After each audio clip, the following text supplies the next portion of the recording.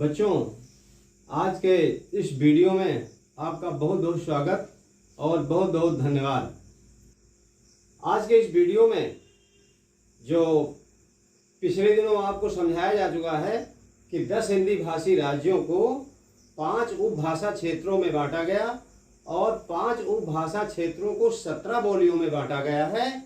उसके उन सभी बोलियों के बोले जाने वाले जो जिले हैं जिसमें वो बोलियां बोली जाती हैं, उन पर प्रकाश डाला जा रहा है।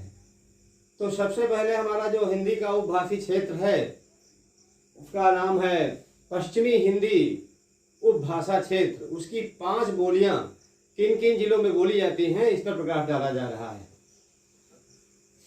तो पहला हमारा हिंदी का उपभाषा क्षेत्र है पश्चिमी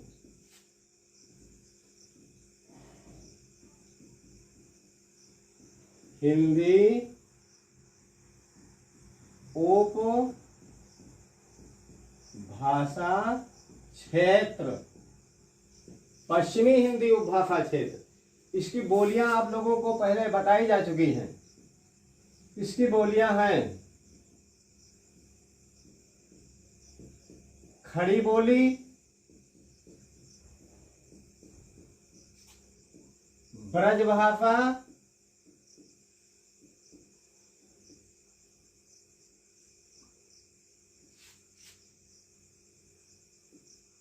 हरियाणवी,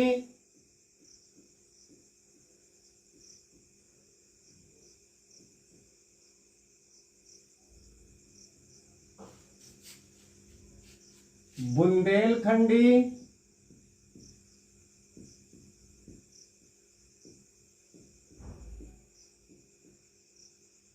और कन्नौजी।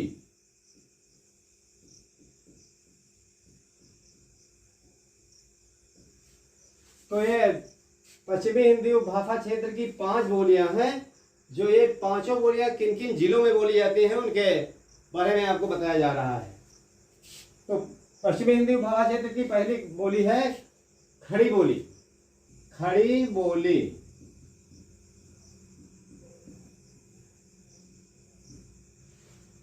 खड़ी बोली से हमारा मतलब है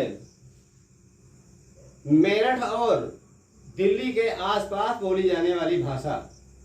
यहाँ पर इसको 2 अर्थों में हम लेते हैं। एक तो साहित्य रचना वाली खड़ी बोली और दूसरे मेरठ के आसपास बोली जाने वाली बोली। ये इस बोली का नाम कौरवी भी है। इसको कौरवी भी कहते हैं। कौरवी का मतलब है यह कुरु जनपद, इसका केंद्र है कुरु जनपद और कुरु जनपद से इस बोली का विकास होने के कारण इसको कौरवी भी कहते हैं।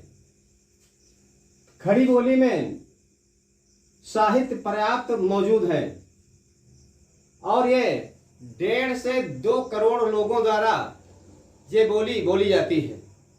1.5 से इसको बोले जाने वाले लोगों की संख्या है 1.5 से 2 करोड़।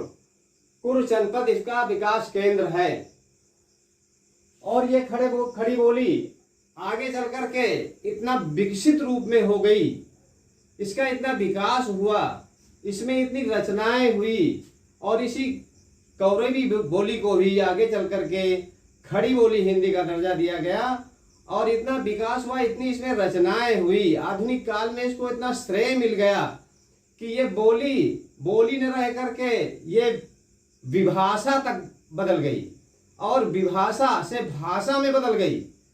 आज हमारे संविधान में इस खड़ी बोली कौरवी को आज दर्जा दिया गया है राजभाषा का और इसे राजभाषा हिंदी का दर्जा दिया गया। तो ये बोली ना रह करके विभाषा बनी और विभाषा से फिर भाषा बन करके राजभाषा के रूप में प्रतिष्ठित हो गई। आज जहाँ पर खड़ी बोली का नाम आता है वहां पर शुद्ध परिनिष्ठित और संस्कृत निष्ठ हिंदी से आता है। यह हिंदी की सर्वश्रेष्ठ बोली मानी जाती है।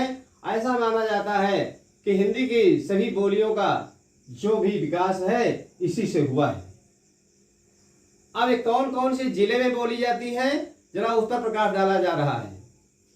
ये बोली जिन जिलों में बोली जाती है, वैसे आप लोगों को याद करने के लिए थोड़ा सा विधि बताई जा रही है और उसको छंदबद्ध कर दिया गया है जिससे आप लोग याद कर सकें। यहां पर कौरवी बोली, खड़ी बोली कहां कहां बोली जाती है? खड़ी बोली है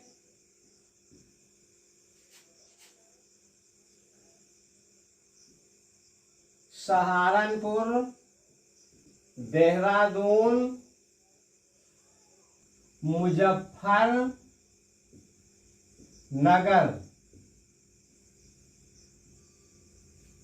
की शान। खड़ी बोली है सहारनपुर, देहरादून, मुजफ्फरनगर की शान। अब दूसरी पंक्ति है मेरठ, मुरादाबाद,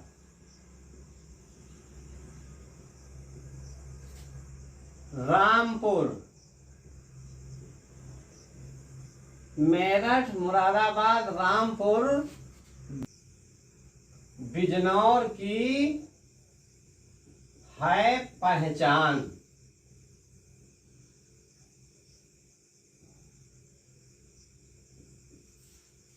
यहां पर इसके खड़ी बोली के बोले जाने वाले जिले लिखे हुए हैं। खड़ी बोली है सहारनपुर की, सहारनपुर में बोली जाती, देहरादून में बोली जाती, मुजफ्फरनगर में बोली जाती है, मेरठ में बोली जाती है, मुरादाबाद में बोली जाती, रामपुर में, बिजनौर, इतने जिलों की ये बोली है। इसको छंदबद्ध कर दिया गया है। खड़ी बोली है सहारनपुर, देहरादून, मुजफ्फरनगर की शान, मेरठ, मुरादाबाद, रामपुर, बिजनौर की है पहचान। तो इस प्रकार ये जिले आप लोग याद कर सकते हैं। परीक्षाओं में, प्रवक्ता भर्ती परीक्षा में, टीजीटी में इन पर आधारित प्रश्न आते हैं। तो अब हम अगली बोली की ओर चलते हैं। तो एक खड़ी बोली तो हो गई, अब ब्रज भाषा की ओर चलते हैं। दूसरी बोली हमारी है ब्रज भाषा। ब्रज भाषा, ब्रज भाषा का प्रमुख केंद्र है मथुरा। ब्रज भाषा का विकास मथुरा नगरी से हुआ और लगभग ये 3 करोड़ लोगों द्वारा बोली जाती है। 3 करोड़ लोगों द्वारा, 3 करोड़ लोगों द्वारा ये बोली जाती है। और ये ब्रज भाषा अपने समय की बहुत ही महान बोली थी। इस बोली का भी विकास हुआ। भक्ति काल में ये बोली सिरमौर पर पहुंच गई। भक्ति काल पूरा ब्रज भाषा बोली का एक समय माना जाता है और भक्ति काल को स्वर्ण युग भी कहते हैं। तो भक्ति काल में जो कृष्ण भक्ति धारा की शाखा थी, उसके कवियों द्वारा इस ब्रज भाषा को चरमोत्कर्ष पर पहुंचा दिया गया। आप लोग जानते हैं कि ये ब्रज भाषा, इसके महान कवि भक्तिकाल के सूरदास जी, जिन्होंने सूर सागर नामक एक महान ग्रंथ की रचना की, वो ब्रज भाषा में लिखा गया है। रहीम दास, रसखान भक्तिकाल में इस बोली को चरमोत्कर्ष पर पहुंचा दिया। फिर रीति काल में देखिए तो ब्रज भाषा को बिहारी लाल ने रीति काल में, और पद्माकर जी ने और मतिराम जी ने, देव जी ने, ये रीतिकाल के कवि हैं, इस ब्रज भाषा को चरमोत्कर्ष पर पहुंचाया। बिहारी लाल ने 700 दोहों का एक महान ग्रंथ रचा जिसका नाम है बिहारी सतसई। वो ब्रज भाषा में लिखा गया ग्रंथ है। इसके बाद आधुनिक काल की ओर चलते हैं इस ब्रजभाषा का। तो आधुनिक काल के कवियों में भारतेंदु हरिश्चंद्र ब्रजभाषा में अपना काव्य रचना करते हैं। रत्नाकर जी ब्रजभाषा में अपनी काव्य रचना करते हैं। तो इस प्रकार ये भाषा कृष्ण भक्ति धारा के कवियों के लिए सिरमौर थी। लेकिन बाद में आधुनिक काल के आने पर इस ब्रज भाषा को साहित्य के सिंहासन से उतार दिया गया और ऐसे उतार दी गई फिर लौट कर नहीं अपनाई गई। आज तो खड़ी बोली हिंदी का बोलबाला है, उसी में रचनाएं होती हैं। तो इस बोली के बोले जाने वाले जिलों का नाम आपको बताया जा रहा है। तो ब्रज भाषा का क्षेत्र है मथुरा और फिरोजाबाद। फिर दूसरी है एटा बदायूं हाथरस में भ्रमण करो तुम आज। भ्रमण करो तुम आज। फिर भ्रमण करो तुम आज। भ्रमण करो तुम आज।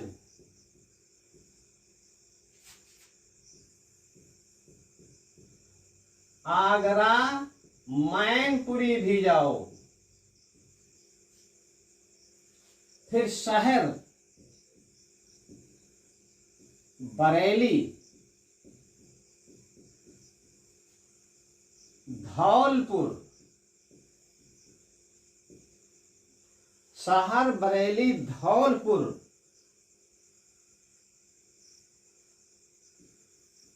अलीगढ़।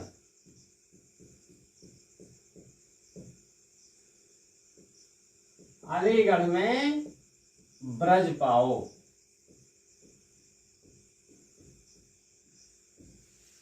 अब यहां पर 4 पंक्तियों के छंद में इसको आबद्ध कर दिया गया है कि ब्रज भाषा का क्षेत्र है मथुरा और फिरोजाबाद। एटा बदायूं हाथरस में भ्रमण करो तुम आज। भ्रमण करो तुम आज आगरा मैनपुरी भी जाओ। शहर बरेली धौलपुर अलीगढ़ में ब्रज पाओ। तो जिले हैं इसके मथुरा, फिरोजाबाद, बदायूं, एटा, हाथरस, आगरा, मैनपुरी, बरेली, धौलपुर, अलीगढ़। ये सब ब्रजभाषी जिले हैं जो छंदबद्ध कर दिया गया है। हमारे बच्चों को याद करने में बड़ी आसानी होगी। तीसरी बोली है हरियाणवी। हरियाणवी।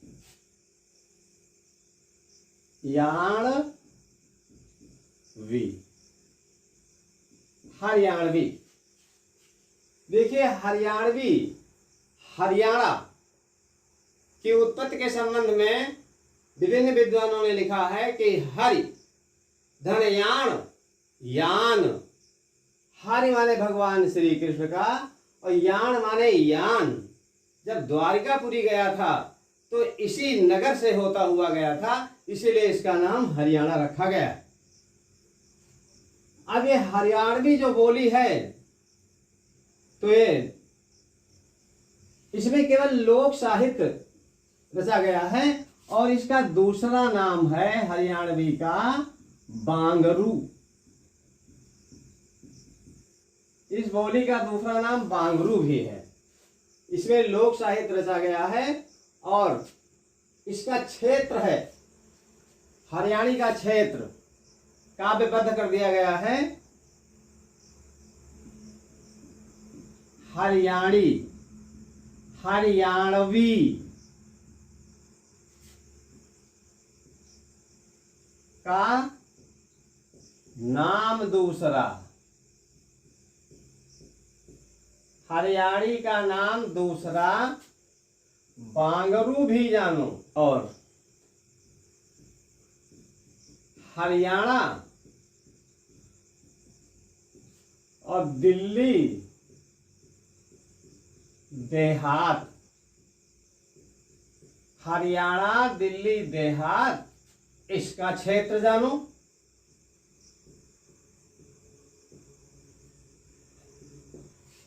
तो हरियाणवी जिसका नाम बांगरू, इसके बोले जाने वाले क्षेत्र हैं। हरियाणी का नाम दूसरा बांगरू भी जानो, और हरियाणा और दिल्ली देहात इसका क्षेत्र जानो। तो दिल्ली देहात क्षेत्र में बोली जाती है और हरियाणा की ये बोली है हरियाणवी। अब हम पश्चिमी हिंदी उपभाषा क्षेत्र की चौथी बोली बुंदेलखंडी की ओर चलते हैं। चौथी बोली है बुंदेलखंडी।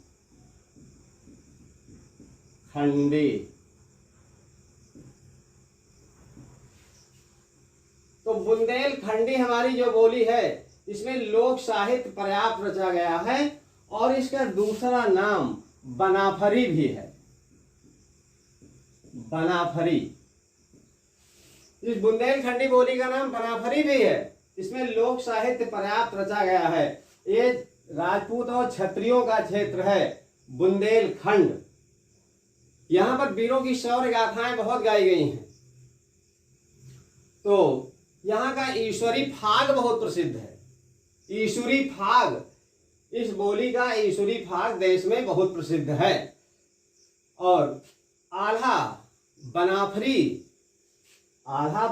में लिखा गया एक ग्रंथ है जो भारत देश के बरसात के ऋतु में क्षेत्र क्षेत्र में गाया जाता है ढोलक की थाप के साथ में। अब हम इसके क्षेत्र पर चलते हैं कि इस बुंदेलखंडी भाषा का कौन सा क्षेत्र है जहां पर ये बोली जाती है। तो इसको भी छंदबद्ध कर दिया गया है। तो बुंदेली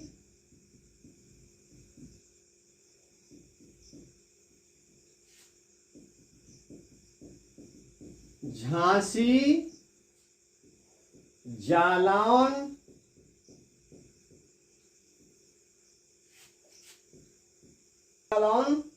हमीरपुर की बोली मानो।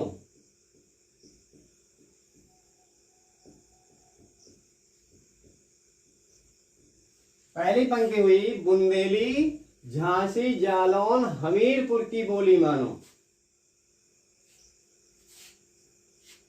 फिर दूसरी पंक्ति है ग्वालियर, ओरछा, ग्वालियर, ओरछा, सागर। ग्वालियर, ओरछा, सागर। नरसिंहपुर,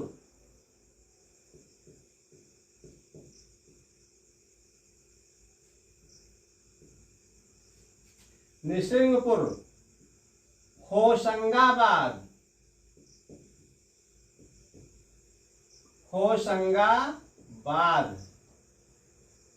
सिवनी की बोली मानो। सिवनी की बोली जानो। अब यहां ध्यातव्य है कि बुंदेलखंडी झांसी में, जालौन में, हमीरपुर में, ग्वालियर में, ओरछा में, सागर में, नरसिंहपुर में, होशंगाबाद में, सिवनी में, इतने जिलों में बोली जाती है। इस बोली के क्षेत्र जितने लिखे गए हैं जिले ये हैं और आपको छंदबद्ध कर दिया गया, इससे याद करने में थोड़ा आसानी रहे। तो यह है हमारी पांचवी पश्चिमी हिंदी उपभाषा क्षेत्र की बोली है कन्नौजी।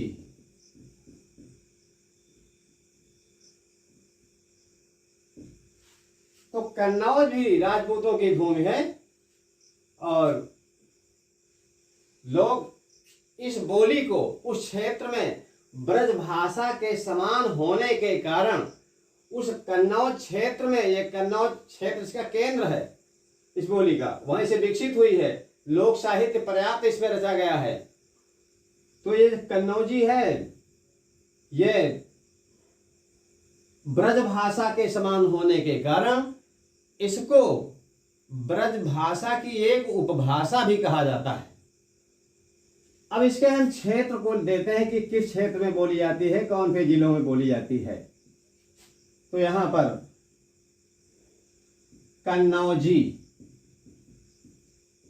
इसको भी छंदबद्ध कर दिया गया है। कन्नौजी का क्षेत्र है, कन्नौजी का क्षेत्र है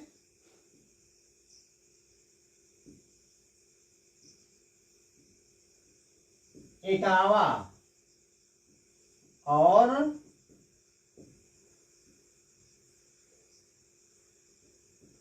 फर्रुखाबाद।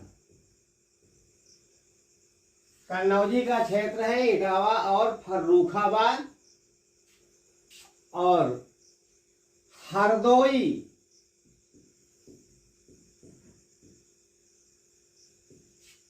पीलीभीत,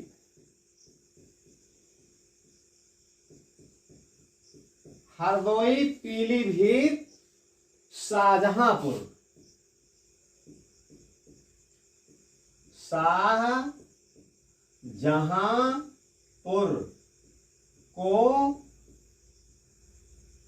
शाहजहांपुर को करती आबाद।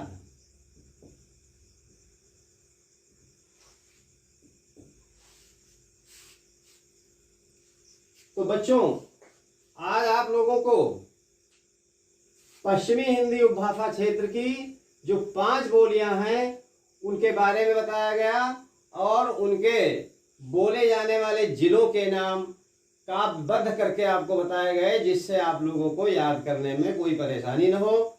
ये टीजीटी परीक्षा में और पीजीटी की परीक्षाओं में, पिछली परीक्षाओं में अनेकों बार प्रश्न पूछे गए हैं। इसके हम जब प्रश्नोत्तरी आप लोगों को समझाएंगे तो ये कौन सा प्रश्न किस सन में प्रवक्ता में आया है, यूपी पीसीएस में आया है, टीजीटी में आया है, आश्रम पद्धति के विद्यालयों के प्रवक्ता भर्ती में आया है, ये सब आपको प्रश्नोत्तरी में बताया जाएगा। आज का वीडियो यहीं पर विराम देते हैं और यदि आप लोगों को हमारा वीडियो पसंद आया हो, अच्छा लगा हो, तो इसे आप लोग पूरे मन से सब्सक्राइब कीजिए और बेल आइकन दबाइए, जिससे हमारे नए नए वीडियो आप तक पहुंच सकें और आप उनका लाभ उठा सकें। हमारे बच्चे स्वस्थ रहें, सुखी रहें और विद्या की गहन तैयारी करें और सफलता के पद तक पहुंचे, हमारा आशीर्वाद है और हमारी शुभकामना भी।